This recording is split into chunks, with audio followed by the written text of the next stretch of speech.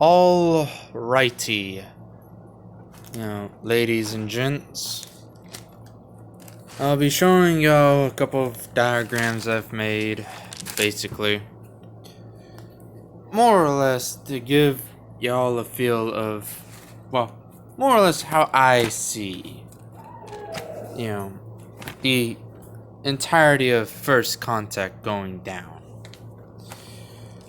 or however you want to put it. So, as you can see, I have an entire diagram here. If I could stop moving about. Basically, think of it like this. We got Tribe A, more or less. Don't ask me why, because there's no other tribes on this diagram. But in any case, got Tribe A sending out, a runner one direction, a runner another direction, as you can see. Each arrow basically represents a runner.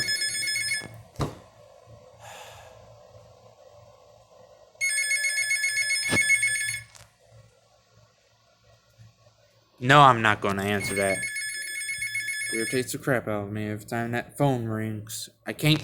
As you can see, I can't tell who's on the other line, and I don't plan on picking up the damn phone. It could be some telemarketer, it could be anything. Rarely if it's a family member, so if it is a family member, then, it's not important. But as I was saying, back to the damn...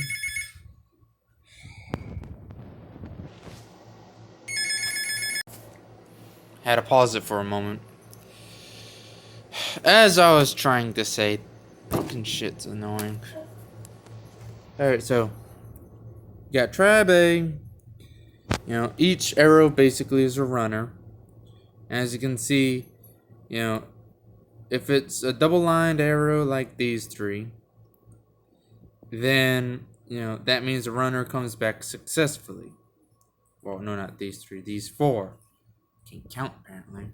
Anywho, and ones where the lines don't return is where the runners basically die. Now, I can imagine some prehistoric tribe in the past doing something similar to find a decent location to move to. I mean, you can't just simply pack up your shit and, go without a plan. I'm pretty sure that some people probably did it, but if you're cautioned, you would send out a runner in one direction and another direction and keep track on where they went, blah, because that would be the smart thing to do. But knowing us, we ain't that smart. Now, how does this, correlates with contacting aliens? Because the same scenario is what we're doing in today's time, but with radio waves. Okay?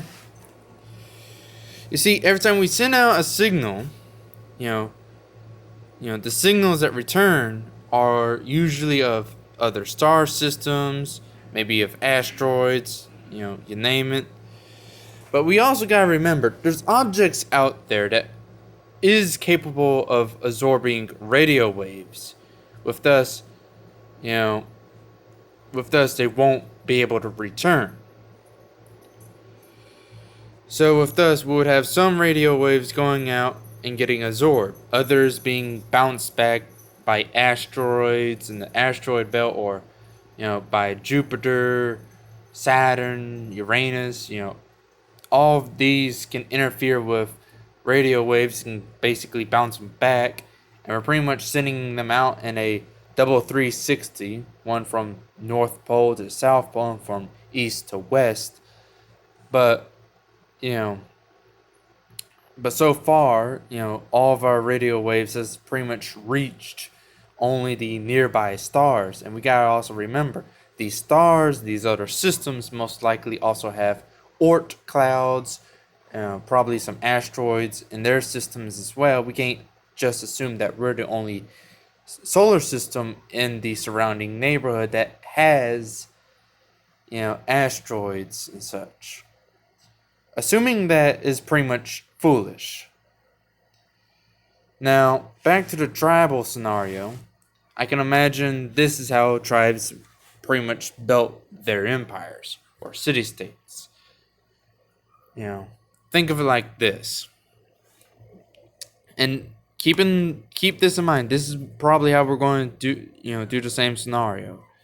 Basically, we have tribe A sending out colonial groups and to a decent area to create tribe B, repeating the process to create tribe C, and then tribe A and C, sending colonial groups to create tribe B.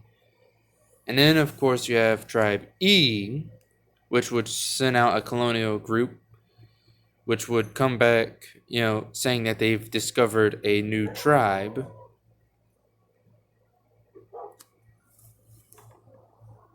I swear, why can't I just not have interruptions? Anyway, basically the repeat scenario here. Like this, like tribe E does what tribe A does. Difference is they pretty much, Empire A and Empire B has a contact border in this region, with thus creating a region of conflict. The same scenario can happen with aliens. For example, with the human empire scenario. If we were to one day build our own galactic empire, one day one of our settlements would be discovered by another galactic empire. But Randy, how would we, pretty much how would this empire go undiscovered? Well, the point in regards to the radio scenario is the reason why. Because what's happening to us in regards to radio signals can also be happening to other empires. With us, we could be blind to others. They could be like right in our backyard and we won't even know it. Thanks to the simple factor of radio waves being absorbed by, certain objects or, being bounced off of, certain star systems that gets in the way, or by objects in general that gets in the way and such. Some of them may be getting through, but yet, not only that, but there's also the factor of they could be, continuing out there and haven't bounced back yet. Oh, but we also got listening towers out there. Well, that's another thing. Any radio waves we would pick up would be more or less be seen as static or random noise because we don't know what intelligent life other than our own would sound like. What radio waves or frequencies or how they would emit them. The list goes on. We only know how we could emit them. We don't know how they would. But, I ain't no expert. Just going off of what I know. Which makes me, good enough, I guess. And that's always the best. Anywho, but yeah. So as we expand, we could theoretically expand, until we discover an empire, or an empire, does the same thing to us. Expand until they discover us, or, but obviously, the area of contact, more or less, which would be this region, would be a very contested area. With thus starting our first possible war. Of course, no matter how I look at it, first contact will inevitably end in warfare. Either with one of our factions, with one of their colonies attacking the other our colony, or, something, mistaking one of our ships for one of their rebel factions, or we mistaken one of their ships for rebel faction, yada yada yada. you know, I mean, it's unwise to assume we won't be fighting amongst ourselves in the stars once we do develop the technology to do so. I mean, come on. It's a no-brainer on that. We are a very predictable species. Wherever we go, war goes. And once we discover an entirely new intelligent life, capable of the same standards as we are, you know, our first goal would immediately, to basically do shit that pisses them off unknowingly, you know? Kind of like how a Christian would piss off a Muslim for not, understanding the Muslim, or, vice versa. It'll be unintentional xenophobia, put it simply, that would cause the first conflict. But at the same time, the first let me put it like this. If we were to have war with an alien race, that's actually the best way for us to understand them.